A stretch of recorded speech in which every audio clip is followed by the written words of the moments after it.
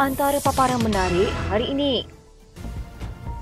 Masa Perikatan Nasional Tadbir Negara bukan bagus sangat pun.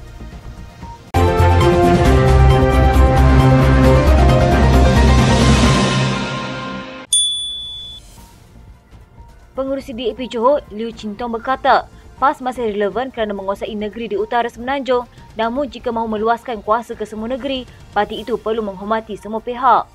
Katanya sejak pilihan raya negeri dan pilihan raya kecil ini, adalah jelas bahawa Bersatu semakin lemah dan besar kemungkinannya akan dipinggirkan oleh PAS. Jelas untuk semua juga bahawa Tan Sri Muhyiddin Yassin tidak akan menjadi Perdana Menteri lagi dan Bersatu tidak lagi relevan. Yang relevan adalah parti PAS. PAS menguasai politik di negeri utara, tetapi jika PAS ingin bersaing di seluruh negara, mereka belum bersedia menjadi parti untuk semua kaum dan agama dengan menghormati semua pihak. Chintong yang juga Timbalan Menteri Pelaburan, Perdagangan dan Industri berkata, pembangkang hari ini perlu memiliki peranan sebagai pembangkang yang bertanggungjawab dan bukan lagi kumpulan yang hanya berminat tebuk atap.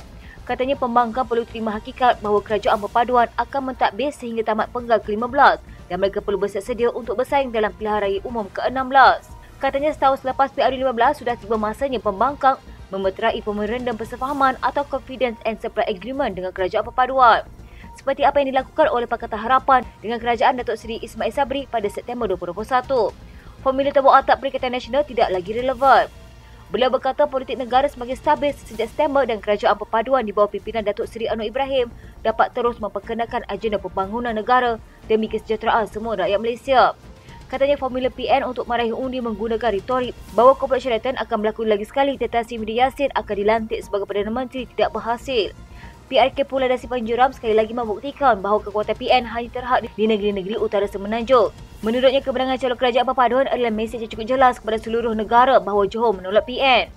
Katanya isyarat pertama pilihan raya 6 negeri pada 12 Ogos menunjukkan bahawa PN sampai ke kemuncaknya. Keputusan PRM di 6 negeri adalah tahap maksimum yang mampu dicapai oleh PN yang hanya bermain dengan emosi kaum dan agama.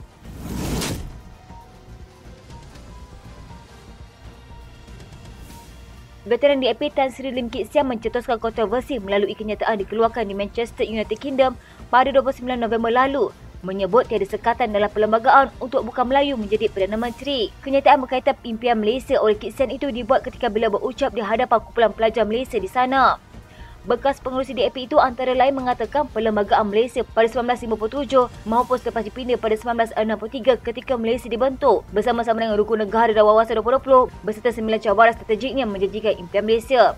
Impian berkenaan katanya meraihkan kepelbagaian etnik, agama dan budaya, bukannya membawa satu impian untuk mana-mana satu etnis saja. Beliau juga mendakwa Perlembagaan Persekutuan tidak menyekat mana-mana bukan Melayu daripada menjadi Perdana Menteri dan berharap Malaysia tidak memerlukan 230 tahun lagi untuk melihat seorang bukan Melayu berpeluang menjadi Perdana Menteri. Susulan itu, Kit Siang pada Khamis lalu mengesahkan beliau dipanggil Polis Diraja Malaysia untuk diambil keterangan dan memberi jaminan akan berjumpa pihak berkuasa berkenaan selepas pulang dari Scotland. Bagi Ahli Majlis Kerja Tinggi UMNO, Datuk Hasmuni Hassan, kenyataan veteran DAP itu menunjukkan sikap sebenar parti diwakilinya dan dianggap tidak sesuai dengan keadaan semasa di Malaysia. Katanya beliau sepatutnya menghormati orang Melayu dan UMNO yang bersama-sama membentuk kerajaan perpaduan di bawah pentadbiran Perdana Menteri Datuk Seri Anwar Ibrahim.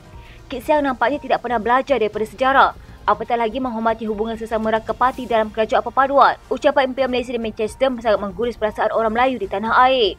Beliau mendakwa Perlembagaan Persekutuan tidak menyekat mana-mana orang bukan Melayu untuk menjadi Perdana Menteri. Dengan sinis juga menyebut Malaysia tidak memerlukan 230 tahun lagi untuk melihat bukan Melayu menjadi Perdana Menteri. Hasmuni berkata kenyataan itu nyata mengguris perasaan orang Melayu dan adalah wajar bekas Ahli Parlimen Iskandar Puteri itu dikecam dan orang Melayu merasa marah. Katanya Kit Siang sepatutnya meletakkan keutamaan menghormati kerajaan perpaduan daripada cuba menjadi Perdana Menteri.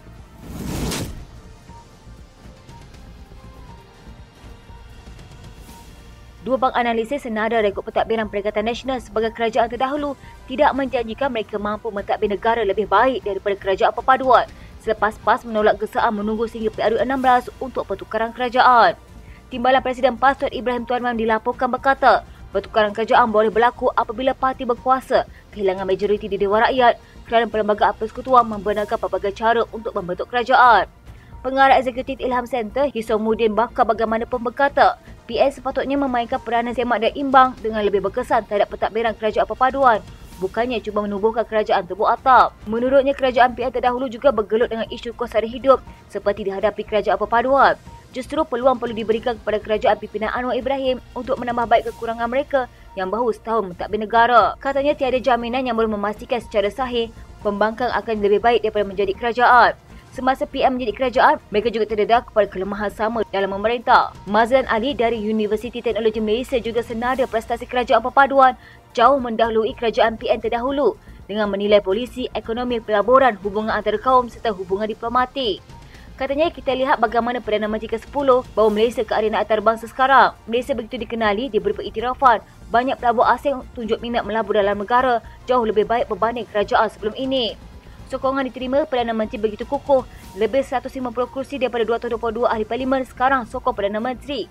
Kerajaan sekarang mampu tawar kestabilan dan beri fokus untuk bangunkan negara. Beliau menyifatkan pertukaran kerajaan melalui kaedah selain pilihan raya sebagai amalan demokrasi tidak baik dan mencerminkan politik negara tidak stabil. Katanya rakyat dah buat keputusan dalam PRU lalu, masing-masing parti dapat sejumlah kursi dan bergabung menubuhkan kerajaan perpaduan. Maka kena hormati kerajaan yang dipilih hasil kerjasama antara parti politik. Sekian berita terkini di TV pada hari ini. Jangan lupa follow Facebook dan YouTube Dalam TV. Dapatkan info terkini di Facebook serta YouTube di TV.